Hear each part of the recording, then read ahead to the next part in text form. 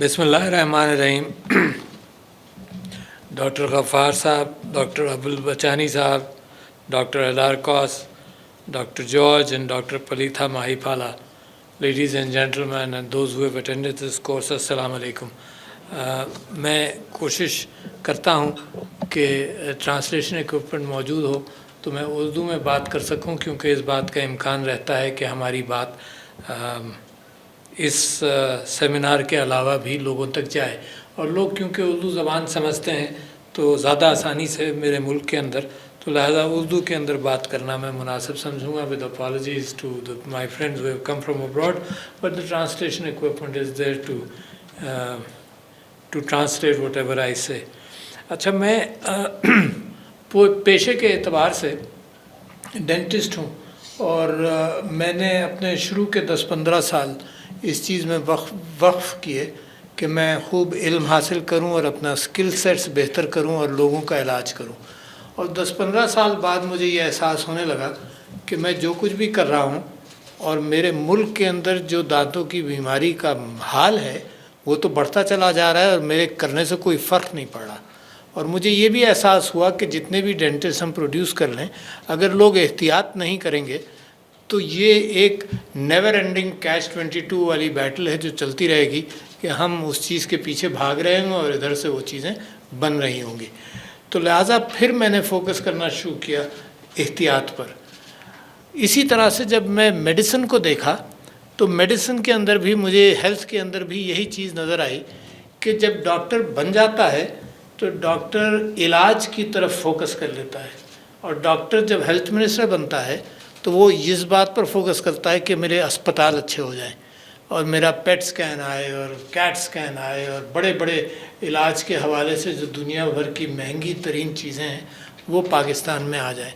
ये ख्वाहिश उसकी तालीम की बुनियाद पर ज़रूरी भी है, मगर वो कम्युनिटी के एतबार से जहाँ बीमारियाँ बढ़ रही हैं उसकी तरफ उसकी तवज्जो देर से आती है। और जब हेल्थ मिनिस्टर होता है, आम तौर पर मैं कह रहा हूँ, हेल्थ मिनिस्टर होता है तो वही इन्हीं अखराजात की तरफ फोकस कर रहा होता है और नीचे बीमारी का बोझ बढ़ता चला जाता है। मेरे मुल्क के अंदर प्रायोरिटीज़ बिल्कुल मुख्तलिफ हैं मेरे लिए, सब के लिए, कि मैं समझता हूँ कि जितना वक्त बचाव में सर्फ कर लिया जाए, जितना वक्त बीमारी के बढ़ने में रोक लिया जाए, वो एक, जैसे अंग्रेज़ी में कहते हैं, dollar of prevention is much better than $100 of cure, और उसका इलाज करने के लिए। तो लिहाजा मैं इस जो पर्सन्स विद डिसेबिलिटीज़ का मामला है इसको भी कम्युनिटी के एतबार से उठाना चाहता हूँ। ये जो बड़ा अच्छे अंदाज से यहाँ पर तकारीर हुई जिसमें रिहैबिलिटेशन पर फोकस किया गया, और रिहैबिलिटेशन बेइंतहा ज़रूरी है, क्योंकि अच्छी सोसाइटीज़ के अंदर जहाँ सेहत का ख्याल किया जाता है वहाँ अब ये बात भी हो रही है कि लोगों की उम्र बढ़ रही है, इलाज बेहतर हो रहा है, और वो जो बर्डन है जो बुढ़ापे के अंदर रिहैबिलिटेशन की ज़रूरत पड़ेगी वो बर्डन, उसकी तादाद भी बढ़ रही है।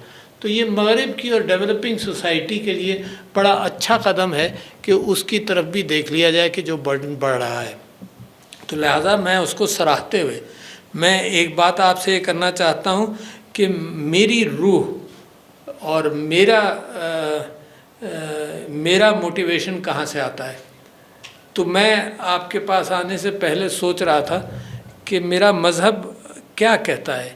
वहाँ से इस वजह से मैं शुरू करूँगा कि एक बहुत बड़ा फ़र्क आपके सामने मैं रखना चाहूँगा। अगर मैं कुरान को खोलता हूँ तो सबसे पहली सूरह अलहम्द के बाद अलिफ लाम मीम ज़ालिकल किताबु ला रैब फ़ीहि हुदल लिल मुत्तक़ीन अल्लज़ीना युमिनूना बिल ग़ैबि व युक़ीमूना सलाता व मिम्मा रज़क़नाहुम युनफ़िक़ून वल्लज़ीना युमिनूना बिमा उन्ज़िला इलैका व मा उन्ज़िला मिन क़ब्ल व बिल आख़िरति हुम युक़िनून। अच्छा, ये मैंने आपसे इसलिए तिलावत की कि मैं समझता हूँ इस्लाम की बुनियाद या जूडे क्रिश्चियन मज़ाहिब की बुनियाद भी बाकी और मज़ाहिब की, बुद्धिज़्म के अंदर भी हर जगह जूडे क्रिश्चियन मज़ाहिब की बुनियाद भी एक कम्युनिटी वेलफेयर से शुरू हुई। हज़रत ईसा को अगर आप रिकॉल करें तो उसके अंदर फीडिंग, वो बड़ा मशहूर वाक़या मैथ्यू के अंदर और दूसरी किताबों के अंदर मौजूद है कि हज़रत ईसा ने जनाब एक मछली और एक लोफ ऑफ ब्रेड से 5000 लोगों को فیڈ کیا جو بھوکے تھے اس وقت، کوڑھ کا علاج کیا، اندھے کو بینائی دی اللہ کی مرضی سے، قرآن کے اندر بھی موجود ہیں یہ کرامات حضرت عیسیٰ کے۔ تو فوکس حضرت عیسیٰ کی ساری زندگی اور اس سے پہلے کی کتابوں کے اندر، حضرت موسیٰ کے اندر بھی، حضرت موسیٰ کو جو 7 عجوبے دیے گئے اس میں من و سلوہ بھی تھا کہ وہ فیڈ کرتا رہا لوگوں کو 40 سال تک اس وادی کے اندر۔ تو دا اسپرٹ واز کمیونٹی سے نکلنا تھا، کمیونٹی کی بہبود کرنی تھی۔ رئیسوں کے لیے مذہب نہیں تھا، ٹریڈ اور انڈسٹری کے لیے مذہب نہیں تھا، مذہب اس لیے تھا کہ everything belong to God almighty, اور ہم اس کے امین ہیں۔ اور اس قرآن کی صورت کو اگر آپ دیکھیں کہ اس کتاب کے اندر کوئی جھوٹ نہیں ہے، اور ان جو خدا سے خدا سے ڈرتے ہیں ان کے لیے ہے، جو ایمان لائے غیب پر، اور جنہوں نے نماز قائم کی۔ نماز کس سے قائم کی؟ As a reminder. اور پھر اللہ تعالیٰ فرماتا ہے وَمِمَّا رَزَقْنَاهُمْ يُنْفِقُونَ کہ جو اللہ نے ان کو دیا اس میں سے وہ خیرات کرتے ہیں۔ اچھا، یہ بنیاد ہے اسٹیٹ کی، یہ ایک پیریفرل چیز نہیں ہے۔ میں آپ کے سامنے اس کو سمجھتا ہوں، یہ بنیاد ہے۔ اور اگر آپ میرے نبی صلی اللہ علیہ وسلم اور خلفائے راشدین کی زندگی کو دیکھیں تو the foundation of that state is bringing up جو oppressed لوگ ہیں، جو marginalized لوگ ہیں، ان کی فکر کی ان لوگوں نے سب سے زیادہ۔ It is remarkable۔ حضرت عیسیٰ نے بھی فکر کی، اور میرے نبی صلی اللہ علیہ وسلم نے، خلفائے راشدین نے بھی فکر کی، اور بڑے بڑے انداز سے۔ یعنی قرآن کے اندر about when you talk about disabled people، قرآن کے اندر ایک صورت کے اندر اللہ تعالیٰ میرے نبی کو ہدایت دیتا ہے کہ تم نے ایک نابینا صحابی آگے، تم مصروف گفتگو تھے روسا کے ساتھ، اور قریش کے لوگ بڑے بڑے آئے تھے، اور تم نے ایک نابینا اپنے صحابی کو اگنور کیا۔ اٹ از ریمارکیبل کہ اللہ سبحانہ و تعالیٰ اپنے نبی کو ہدایت دیتا ہے، پبلکلی دیتا ہے کہ ایک نابینا صحابی کو تم نے اگنور کیا، شاید وہ تمہاری اس صحبت سے تمہیں بھی کچھ ملتا اور اس کو بھی بہت ملتا۔ تو میں سمجھتا ہوں کہ وہاں سے اگر آپ بات کو سمجھنا شروع کریں تو میں آپ کو کچھ واقعات سنانا چاہتا ہوں جس کی وجہ سے میں کنونسڈ ہوں کہ یہ جو میری ریاست کے ساتھ اسلامی ریاست لکھا ہے اس کا مقصد کیا ہے۔ اور دنیا کے اندر جو دنیا بھٹک رہی ہے وہ اس وجہ سے بھٹک رہی ہے کہ اس میں مورالٹی اور ایتھکس نکل گئی، اور ایک دوسرا مذہب بن گیا جس کو ہیومنزم کہتے ہیں، یعنی انسانیت۔ مگر انسانیت بھی کیسی کہ دنیا کہتی کچھ ہے کرتی کچھ ہے، یعنی لوگوں کی ہمدردی بھی ہے، اس کے ساتھ ساتھ قتال بھی ہے، اس کے ساتھ ساتھ جنگیں بھی ہیں، اس کے ساتھ ساتھ سائملٹینیسلی سب کچھ چل رہا ہے۔ انٹرنیشنل آرگنائزیشن مرہم پٹی کر رہی ہیں، اور انٹرنیشنل آرگنائزیشنز مرڈرز کر رہی ہیں انسانوں کے۔ تو لہٰذا واٹ از ہیپننگ، یہ کہ انسان کی سوچ جو ہے وہ ایک غلط الگ راستے پر گئی ہے۔ تو میرے مذہب کی سوچ کے حوالے سے میں اس وجہ سے یہ کہنا چاہتا ہوں کہ میں چاہتا ہوں کہ یہ جو ڈسیبلٹیز اور ریہیبلیٹیشن کی ضرورت ہے یہ گھر گھر سے اس کو ایڈریس کیا جائے۔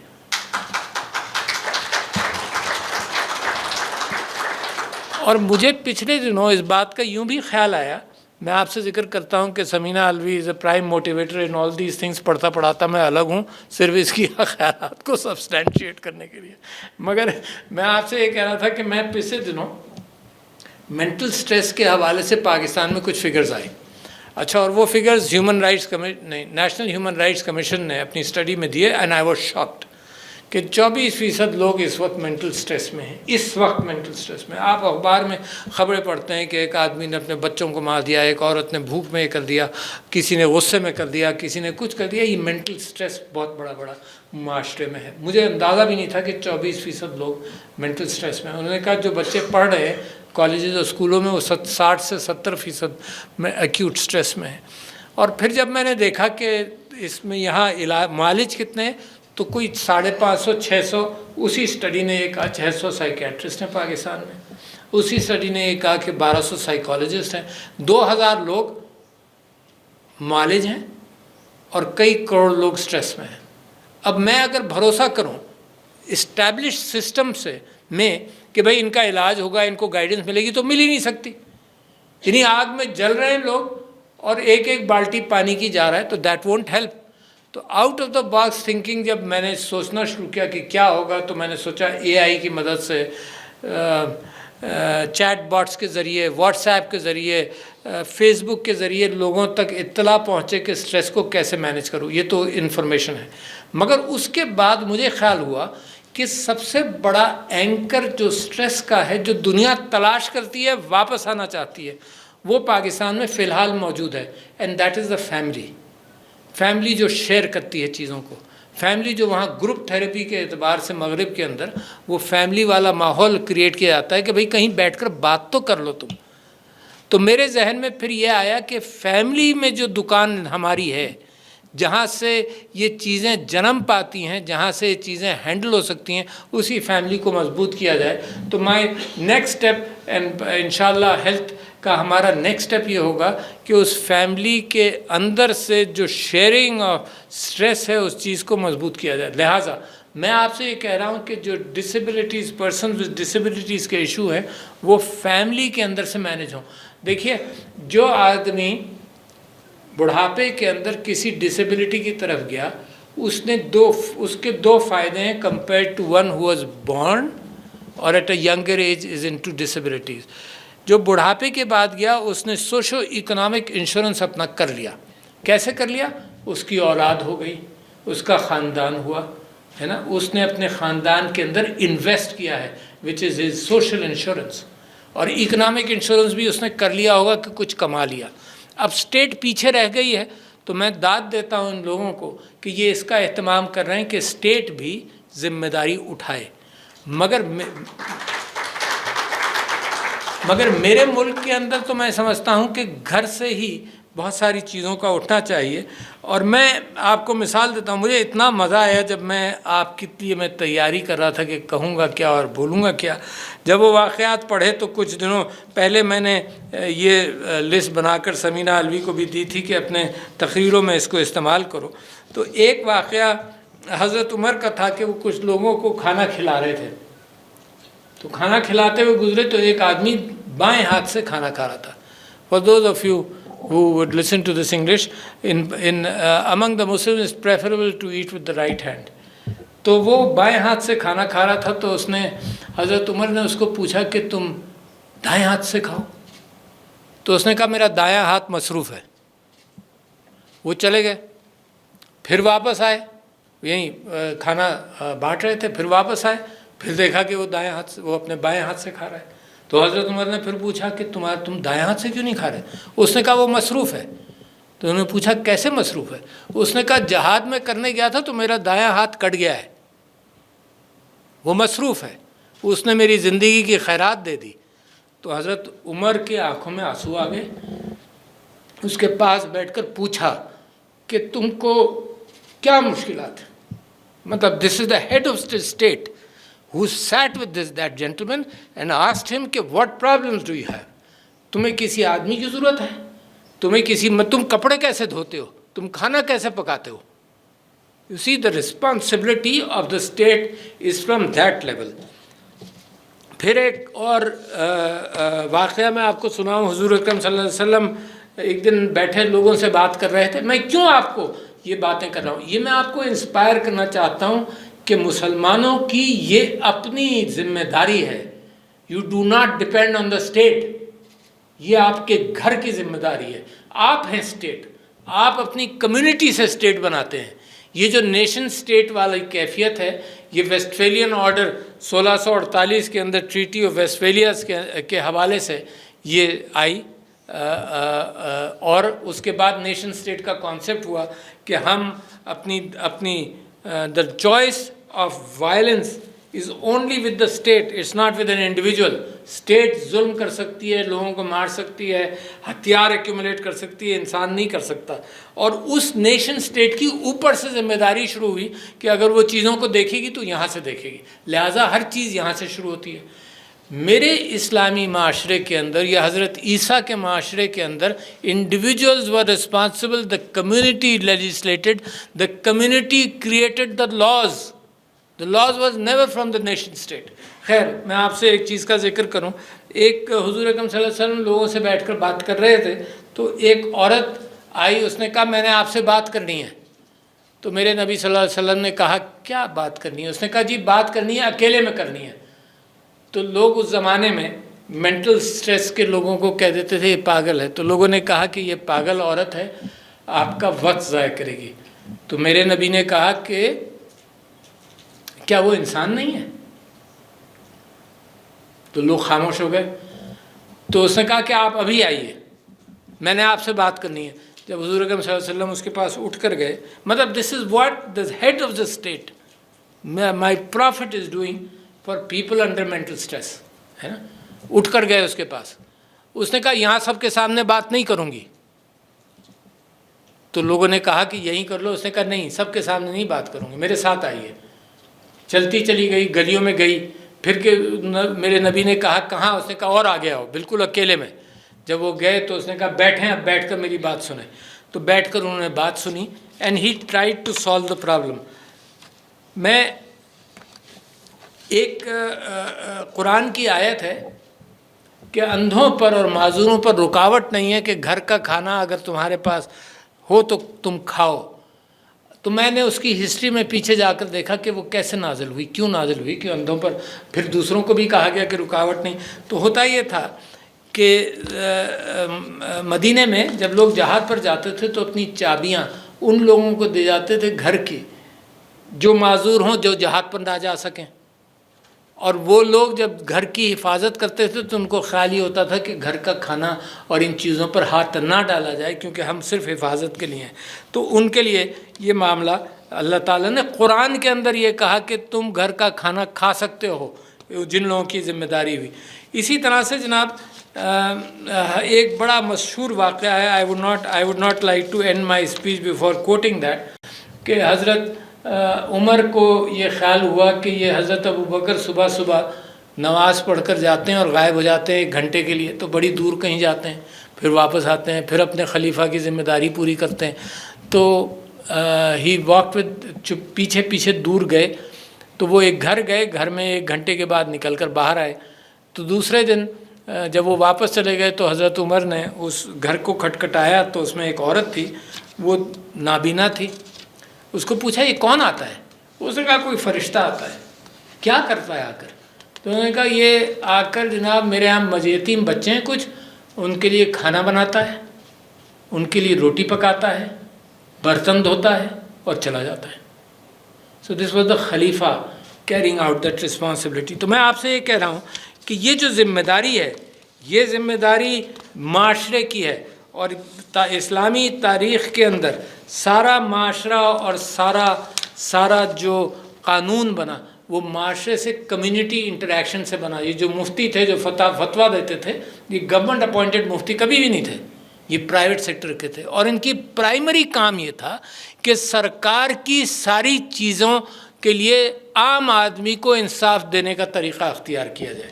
تو یہ چیز میں آپ کے سامنے اس وجہ سے کہنا چاہتا تھا کہ میں سمجھتا ہوں کہ یہ جو پاکستان کے اندر I would like to trust my people to make this a country جس کے اندر کمپیشنیٹ ہوں. کوئی وجہ نہیں یعنی میں سمجھتا ہوں ہر چیز کے لیے آپ کو ٹیکنالوجی کے لیے میرے بھائی جو باہر سے آئے ہیں ان کی مدد کی ضرورت ہے. جو چیزیں انہوں نے امپلیمنٹ کر لیں اپنے یہاں, جن تجربات سے گزر گئے, یہ ان سے ہم سیکھیں گے. مگر جو ایکچوئل اسپرٹ ہے وہ ایٹیٹیوڈس کی ہے. جو ڈسیبلڈ لوگ ہیں ان کے لیے پاکستانی معاشرے کے اندر میں نے یہ دیکھا ہے کہ لوگوں کے ایٹیٹیوڈز اس وقت ویلکمنگ نہیں ہیں. سمینہ علوی اور میں یہ سمجھتا ہوں کہ جو ڈپرائیوڈ لوگ ہیں معاشرے کے, جس کے اندر عورت بھی آج کل شامل ہے, اس وجہ سے شامل ہے کہ نوکریوں کے حوالے سے, اس کی تعلیم کے حوالے سے, اس کی پھر آگے ترقی کے حوالے سے, she is not yet an equal participant in the economy of society. Quaid-e-Azam محمد علی جناح بھی کہتے گزر گئے کہ عورت کے بغیر معاشرہ کامیاب نہیں ہوگا. وراثت مسلمانوں نے دی، مگر اب بھی ہم نے کلچر کی بنیاد پر عورت کو بھی آئسولیٹ کیا ہوا ہے۔ تو ڈپرائیوڈ سیگمنٹس ہر وہ سیگمنٹ ہے جو لوگوں کے ساتھ چل نہیں سکتا۔ اسی ڈپرائیوڈ سیگمنٹ کے اندر 2.70 کروڑ بچے تعلیم سے یعنی اسکولوں کے باہر ہیں، اور میرے لیے اور آپ کے لیے کتنی تکلیف دہ بات ہے یہ چیز۔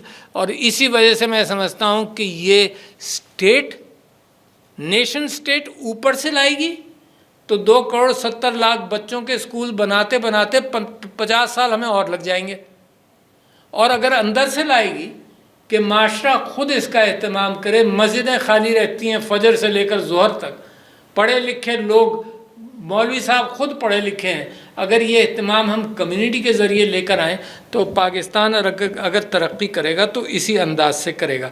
تو میں آپ کے سامنے یہ ساری باتیں کر رہا ہوں، اس کے ساتھ ساتھ 3-4 چیزیں ٹیکنیکل اعتبار سے آپ کے سامنے ذکر کر دوں کہ پرسنز ود ڈسیبلٹیز کو پاکستان کے اندر ہم نے 4 انداز سے کیا کہ جن کی یعنی ویژول ڈسیبلٹی ہے جو نابینا ہے، یا ہیئرنگ ڈسیبلٹی ہے، یا فزیکل ڈسیبلٹی ہے، ان کا دماغ میرا اور آپ جیسا ہے، تو لہٰذا ہمیں یہ اہتمام کرنا پڑے گا کہ بچپن سے یا جب بھی یہ آئیڈینٹیفائی ہوں، جب سے ان کو معاشرے کا پروڈکٹیو ممبر بنایا جائے، بہت ضروری ہے۔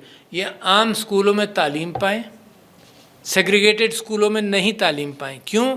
اس لیے کہ جو عام بچے ہیں جن کے اندر کوئی PW ڈسیبلٹی نہیں ہے، وہ ان کے ساتھ بہتر اور اچھا معاشرتی سلوک کرنا سیکھیں، اور یہ جو بچے جو یہ ہیں خود پرسنز ود ڈسیبلٹیز، ان کو بھی پتہ چلے کہ پاکستان کا معاشرہ اتنا آسان نہیں ہے۔ بچے تو بالکل کھل کر بات کر لیتے نا۔ سمینہ علوی پچھلے دنوں ویل چیئرز بانٹ رہی تھیں، تو 2 بچے بھائی بہن تھے شاید، ان کو اسپائنل پرابلم تھا، کوئی کب تھا جس کو اردو میں کب کہتے ہیں۔ تو انہوں نے پوچھا تم کو اسکول میں کوئی پرابلم ہوتا ہے؟ اس نے کہا کہ نہیں، بس صرف یہ کہ بچے دوسرے میرے کلاس کے لوگ کہتے ہیں کبڑا اور کبڑی کہہ کر بلاتے ہیں۔ اچھا، تو بچوں کے اندر یہ سینسٹیوٹیز جب آئیں گی جب یہ اپنے ساتھ دیکھیں گے ان لوگوں کو، جب یہ الگ سے دیکھیں گے تو نہ ان کو کچھ پتہ نہ ان کو کچھ پتہ۔ تو لہٰذا ایک تو یہ کہ ان کی ایجوکیشن ساتھ ہو، سوائے ان کے اس میں سے بھی بہت سارے لوگ جو مینٹل ڈسیبلٹیز کے بچے ہوں گے، وہ ان کو بھی ساتھ ساتھ چلانے کی کوشش کی جا سکتی ہے، مگر سیویئر مینٹل ڈسیبلٹیز کے لیے الگ انسٹیٹیوشنلائزڈ ٹریننگ ہو سکتی ہے۔ اس کے بعد دوسری چیز یہ ہے کہ ان کو اسکل سیٹ دیے جائیں۔ یعنی آپ کو تعجب ہوگا یا آپ کو نہیں پتہ ہو کہ اسلام آباد میں ایک ہیئرنگ ڈسیبلٹی کے 3 بھائی ہیں جو برگر بناتے ہیں، اور ان کی بس وہ پارک کر کے برگر بنا کر بیچتے ہیں۔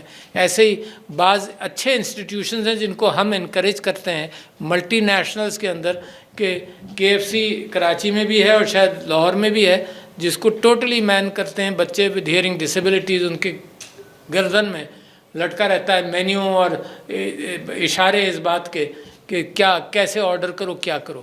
تو میرا اور آپ کا فرض یہ ہے کہ ان کے لیے آسانیاں پیدا کریں، مگر اچانک اگر جب میں آج جا کر بازار دیکھتا ہوں تو بازار میں person with a wheelchair Islamabad کے بازاروں میں جا نہیں سکتا، کیونکہ ہمیں جب بازار بنا رہے تھے جب ان چیزوں کا خیال نہیں تھا۔ تو لہٰذا ایک تو ایکسیس، جن کو فزیکل ڈسیبلٹی ہے ان کے لیے ایکسیس، اور جن کو ویزیبلٹی کی ڈسیبلٹی ہے ان کے لیے بھی ایکسیس اور ٹولز، اور یہ کہ ہر معاشرہ، سارا معاشرہ فکر کرے کہ یہ اتفاق سے یہ نابینا فرد آیا ہے، اس کے لیے میں آسانیاں پیدا کروں۔ That's the spirit. The system should stop to create room for a person with disability. آپ دیکھیں جتنا کام جو کر سکتا ہے اس کو کام کے اندر ملائیں۔ جیسے چھوٹا بچہ نہیں ہوتا، اس کی لمیٹڈ سکل سیٹ ہوتی ہے، مگر آپ پھر بھی کہتے ہیں کہ بیٹا میری چپلیں لے آؤ ذرا، تو وہ چپلیں لے آ کر خوش ہو جاتا ہے نا۔ تو یہ بھی پھول ہیں معاشرے کے، ہیں جو نابینا ہیں، جو دیکھ نہیں سکتے، اور جو فزیکلی ڈسیبلڈ ہیں۔ ہم لوگ ایک مرتبہ سوات گئے تو مجھے ایک پہاڑی پر ایک آدمی نظر آیا جو ویل چیئر پہ تھا۔ نہ کھیت میں اس بیچارے کی ویل چیئر چل سکتی تھی، نہ وہ کبھی تعلیم کے لیے کہیں جا سکا، نہ وہ کہیں سے اپنے گھر کے باہر کہیں جا سکا۔ تو میں سمجھتا ہوں کہ اسٹیٹ بھی رسپانسبل ہے، مگر اسٹیٹ سے زیادہ وہ معاشرہ ذمہ دار ہے جو اس معاشرے کے اندر یہ ان لوگوں کو نگلیکٹ ہونے دے۔ تو لہٰذا میں شکریہ ادا کرتا ہوں WHO کا، آؤٹ اسٹینڈنگ کوآپریشن انہوں نے کیا ہے اس کام کے اندر، اور میں سمجھتا ہوں کہ ہمارے ملک کی سوچ ڈپینڈنٹ سوچ نہیں ہونی چاہیے۔ ہماری ملک کی سوچ اپنی وراثت، آپ کی وراثت جو ہے وہ آپ کی ایتھکس اور موریلٹی کی وراثت ہے۔ دنیا نے اس وقت ایتھکس اور موریلٹی کو سائیڈ میں رکھ دیا ہے، اور بڑا کلیئر میں آپ کو بتا رہا ہوں کہ اگر آپ یونائٹڈ نیشنز کو بھی دیکھ لیں، آپ دنیا کی ترقی یافتہ قوموں کو بھی دیکھ لیں، تو وہاں اپنے لوگوں کے لیے کوئی فیسلٹی تو کر لیتے ہیں، مگر دوسرے ملکوں کے انسانوں کو انسان نہیں سمجھتے۔ جو امیگرنٹس کا حال میڈیٹرینین کے اندر ہے، اس سے آپ کو اندازہ ہو جانا چاہیے، جو حال اموات کا یوکرین میں ہے، اس سے آپ کو اندازہ ہونا چاہیے کہ اگر صرف ہیومینٹی کی عقل پر بھروسہ کریں گے تو وہاں سے مجھے لگتا نہیں ہے کہ پچھلے 100 سال میں اس عقل سے کوئی موریلٹی اور ایتھیکل اصولوں کی بنیاد پڑی ہو، ہیومنزم کی پڑی ہے۔ اور میں سمجھتا ہوں کہ وہ مسلمان جس کا نبی پانی کے لیے بھی یہ کہتا تھا کہ وضو کرنا ہو دریا کے پاس بھی تو احتیاط سے استعمال کرو، تو آج جو انوائرمنٹ کے لوگ ہیں وہ سوچتے ہوں گے کہ کتنی بڑی بات آج سے 1400 سال پہلے کہی گئی۔ تو یہ جو آپ کی وراثت ہے وہ وراثت ہے جس کے اندر انوائرمنٹ، انسان اور ساری نیچر کے ساتھ ایک محبت، کیونکہ یہ اللہ کی امانت ہے، یہ آپ کے لیے ایکسپلائٹیٹو کیفیت نہیں ہے کہ زمین پر قدم رنجا کرو، جتنا مرضی آئے لوٹو، جتنا مرضی آئے منافع کماؤ، جتنا مرضی آئے۔ تو لہٰذا قرآن کی پہلی سورت کہتی ہے کہ خرچ کرو جو اللہ نے تمہیں رزق دیا ہے، جو اللہ نے دیا ہے، آپ نے نہیں بنایا۔ اس غلط فہمی میں مت رہنا، جو اللہ نے دیا ہے۔ اور پروفٹس کے اعتبار سے بھی، یعنی جو منافع کے اعتبار سے بھی بار بار قرآن کے اندر ذکر ہے کہ تمہاری ضرورت کا، تمہارے اچھے رہن سہن کا، باقی سب امانت ہے، باقی سب تمہاری کمیونٹی کے لیے تم سے ڈیمانڈ ہے کہ تم اس کی اصلاح کے لیے خرچ کرو۔ تو میں سمجھتا ہوں کہ ایک پاکستان جس کا میں اور آپ خواب دیکھتے ہیں، وہ پاکستان وہ ہے جو اپنے پیروں پر، اپنے انداز سے، اپنے ذہن سے، یہ جو چیزیں میں نے آپ سے کہی ہیں، اس کے لیے کسی ایڈ کی ضرورت نہیں ہے آپ کو۔ You are self sufficient in the intellectual strengths of history, ہے نا۔ You have that history which you could use to develop human kind and develop your own country. تو ود دا ہوپ، میں آپ سے اس لیے اس طرح سے بات کرتا ہوں کہ میں سمجھتا ہوں آپ ہی اس بات کے پیغامبر بنیں گے کہ آپ لوگوں کو جا کر اسی انداز سے کنونس کریں گے، اور آپ کا passion to do something which is self generating, یعنی اس کے اندر انویسٹمنٹ آف پیسہ نہیں ہے، اس کے اندر انویسٹمنٹ آف انٹلیکٹ ہے کہ آپ ایسے ہی لوگ اپنے ارد گرد بنائیں گے جو اس سارے معاشرے کو اٹھائیں گے، and that is why I have a lot of hope in this country.